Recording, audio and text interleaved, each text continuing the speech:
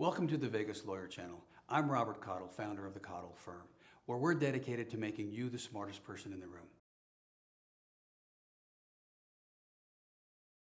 Ladies and gentlemen, Vegas Lawyer here, providing video content about the law to try to make you the smartest person in the room.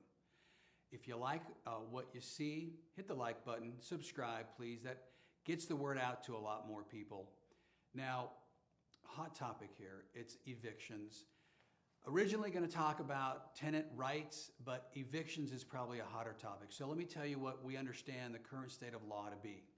We understand that the president signed an executive order that postponed evictions for some additional period. I can't tell you how long because I haven't been able to see the order.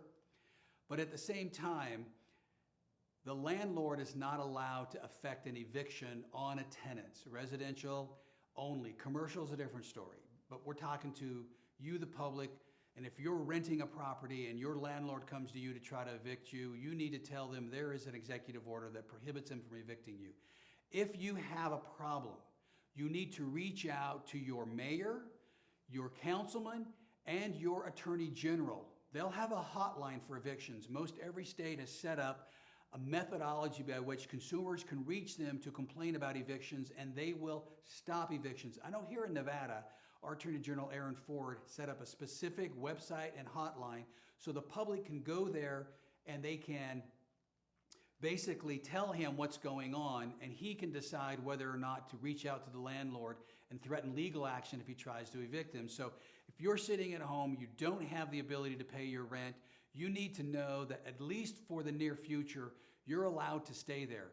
But it's not going to be free. Let me tell you, any remedy for the inability to make the eviction. So you postpone evictions, you're going to have to make up the unpaid rent somehow. Either cut a deal with your landlord, you'll make it up on additional payments over time, increase the rent to make up the lost rent during this no eviction time. There's going to have to be a reckoning, and you're going to have to decide how to do that.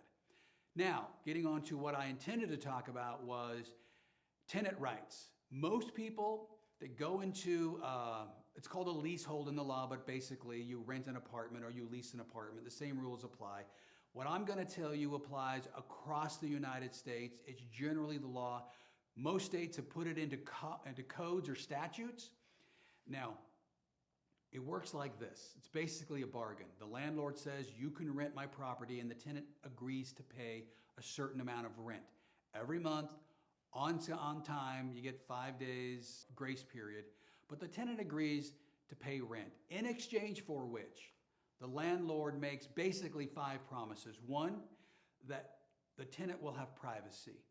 2, that you'll be able to have peace and quiet in your leasehold or your apartment. And I use apartment generally. It could be a house, it could be a condo, whatever you're renting.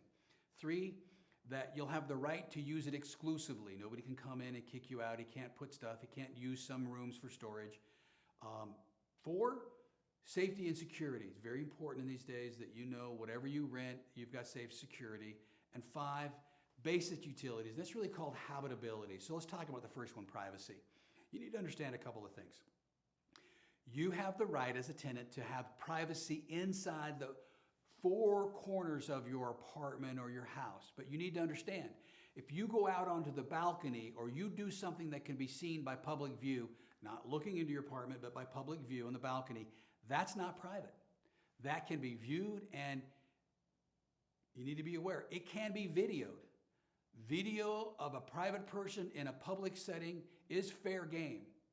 The people who take the video just can't use it for commercial use, but they can take it and they can share it. And you have no right of privacy when you do something outdoors, on a patio, in a park, on your stoop, on your steps. So be aware of that. So privacy is what's inside the building. Second, peace and quiet. This is very important because most people, myself included when I was in law school, had to deal with very noisy tenants. I was in law school in LA. I had a guy above me was working on European time. At 2 or 3 in the morning, he was banging around making noise. My landlord, we agreed I would go somewhere else rather than get angry and sue him, but I endured some serious bad nights because this guy was making a lot of noise. It's called quiet enjoyment. The landlord covenants to give you a place of quiet enjoyment. So you get to use it without routine and consistent or repeated abuses. If there's a party one time across the street or in the building next to you or down the hall, that's just got to be tolerated. But if it happens over and over, you have a right to either have those people removed, replaced, evicted, or you have a right to breach your lease because you're allowed to have quiet enjoyment. Basically, in most places, quiet enjoyment means from 8 or 10 p.m. to 6 or 8 a.m. in the morning, it's going to be quiet so everybody can have a routine sleep. And you need to respect other people as well. Now, the next issue is right of use. Again, you get to use the property for any legal use you want. When I mean legal use, I mean if you're cooking meth, they can throw you out. You don't have a right to use their place to cook meth. If you're doing things that are illegal in the state in which you're in, you don't have a right to use it for that purpose, and you've breached the lease and they can throw you out and they can charge you for back rents and lost rents, etc. Safety and security, folks, that's very important. You have the right, your door's locked, your window's locked, there's no way to get in or out either by human or animal. That's a right that you have to enjoy in your property. And if they don't fix it immediately, you can fix and you can deduct from your rent. That's generally the rule of law in most states. Now, the last thing is habitability, and this is pretty broad. Habitability means that all your utilities work, your AC in cities where you need AC, your heat in cities where you need heat. You have the right to have a building, an apartment, a townhome that is comfortable. Doesn't mean it has to be perfect, but you have water, you have heat, you have electricity, and you have the right to enjoy all of that all the time. For example, your toilet breaks. They were supposed to come in and repair the toilet. You got to give them notice. Typically, I tell people give them 2 notice, 1 week, 2 week, and then go fix it and deduct it. Most of the time, landlords just didn't get around to it. Depends on, you know your landlord better than anybody. Now, you can tell your landlord you're leaving for one of these if they don't do what you need them to do, but you run the risk of blowing your deposit. And it's okay for a landlord to charge you a deposit. Now, the only time the landlords are not supposed to charge a deposit, say for example, you come in, you have to pay first, last, cleaning deposit. Now the cleaning deposit by most states, the cleaning deposit has to be returned to you if it is in the same condition. So I suggest you do this. When you move in, you take video and you take pictures. When you move out, you take video and you take pictures. And if they look pretty much the same, the landlord should not be allowed to keep your deposit. A lot of them will tell you, oh, we have to get a professional cleaner, and they don't. So you can negotiate, fine, get a professional cleaner, I'll get one for $50 instead of your $250. That's something a tenant could do. There's a lot of statutes that prohibit the landlord from keeping your security deposit or a portion of it because it's an excessive fee or penalty. And those are prohibited from landlords. A landlord is prohibited from keeping a penalty or fee. Now, let's talk about the American with Disabilities. If you have a disability, and there's a lot of them, they can go from a disability that's recognized of depression to diabetes to a seizure disorder to blind. If you're one of those people and you require special accommodations and your landlord is a commercial landlord, that's the important point. It's not Joe Blow who has a house he's going to rent you. That's not commercial. I'm talking about a commercial landlord. They must accommodate your need. If you have a disability that you can't climb stairs, they must find you a place, relocate you if possible.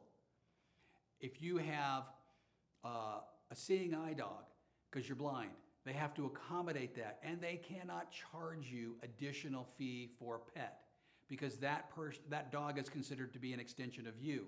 Now, commercial landlords know they know the law, and they don't want to cross the ADA because the ADA gets them in a lot of trouble with the state regulators. So if you have a disability and you're looking for a rent, some place to lease, remember the disability needs to be explained to the leasing agency or to the landlord, and they will accommodate you or they get in a lot of trouble.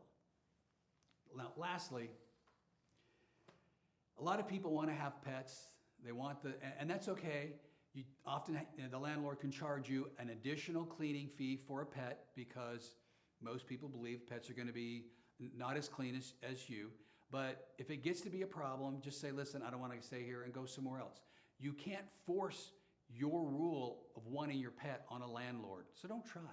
Work out a deal or go somewhere else. Now, hopefully this has provided you some good information on those rights of a tenant. Remember, you have the right of privacy. You have the right of peace and quiet. You have the right of use. You have the right of quiet enjoyment. You have the right of safety and security, and you have the right of habitability. Those are the rights that you have and you get to enjoy in exchange for paying your rent timely. If you have a problem, talk to your landlord. Most of these things can be worked out, but when they can't, know your rights, and if you can't get out of your lease, take it to your city official. They'll get you out of your lease. Now, if you like this content, please hit the like button, subscribe, so you can join the firm and get all this content. Have a lovely day.